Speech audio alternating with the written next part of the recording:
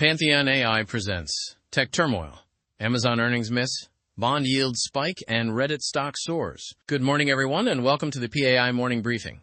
It's August 1st, 2025, and thank you for joining us to navigate the markets. It's great to be here, John, and it looks like the market is starting the day with a bit of a cautious mood. What are the numbers telling us? You've got that right, Sarah. Things are modestly in the red. The S&P 500 is at about 6263, which is down nearly 0.4%. The Dow is seeing a similar slight dip of about 0.2%, sitting around 43,691. And the Nasdaq? I assume the tech sector is following suit. It is. The Nasdaq Composite has slipped about 0.3% to roughly 20,767. Even the digital currencies are feeling it. Bitcoin is down a touch, but Ethereum has seen a larger decline of nearly 2%.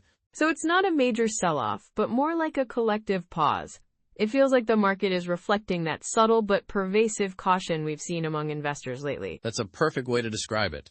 And a lot of that caution today is focused on one of the biggest names out there, Amazon. Right, I saw the headlines. The stock took a pretty big hit, 7%? And it all seems to stem from concerns about Amazon Web Services, their cloud division. Exactly. The core of the issue is that while Amazon's cloud competitors are seeing growth accelerate, AWS isn't keeping pace. Add to that the huge expenditures on artificial intelligence, and you have a recipe for investor unease. It's that classic dilemma, isn't it? You have to spend big to stay ahead in AI, but the market wants to see that investment translate into revenue growth, and they want to see it now. It reminds me of that old saying, you can't make an omelet without cracking a few eggs.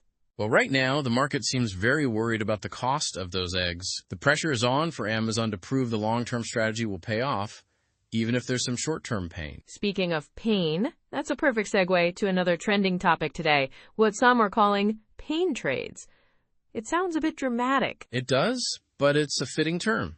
It refers to assets that could challenge or hurt portfolios in volatile times.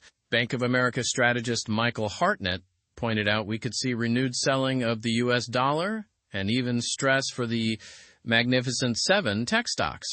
So the very assets that are often seen as market leaders could become a source of trouble.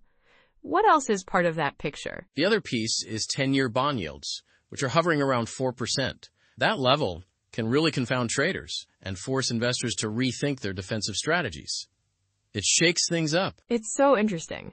But while we're talking about all this caution and potential pain, there's a completely different story playing out with Reddit, isn't there? Yes, a fantastic counter-narrative. Reddit stock is on an upward trajectory. Analysts are revising their price targets upwards, signaling a strong belief in its growth potential. It's a great reminder that trends can emerge from unexpected corners. It really underscores the growing power of these community-driven platforms in shaping investor sentiment, sometimes in direct contrast to the broader market mood. Absolutely. And when you connect these dots, Amazon's struggles, the pain trades, Reddit's rise, you realize these aren't just isolated stories. They reflect deeper shifts in technology, finance, and even digital culture. And these shifts have global implications. Investors from Asia to Europe are watching to see how a tech giant like Amazon navigates its challenges, because it impacts everything. That's right. The interconnectivity is undeniable. So what does this all mean for our listeners' portfolios? Well, many experts suggest focusing on solid fundamentals and long-term growth, even amidst the volatility. I heard a great analogy for this market recently. It's like a stubborn buffet. Some dishes might seem overcooked or unappealing right now, but with some careful mixing and matching, you can still build a very satisfying meal. The key is diversification. I love that. It perfectly captures the need for a level head.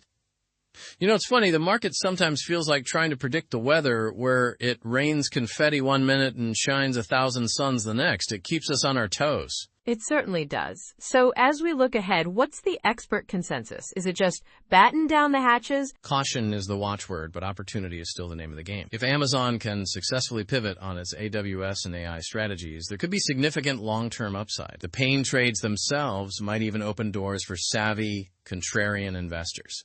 And the rise of platforms like Reddit signals that the landscape is evolving. Tomorrow's winners might be found in places that seem unconventional today. Precisely. So to bring it all together for today, we're seeing modest declines across the board. The main narrative is the concern over Amazon's cloud growth versus its AI spending.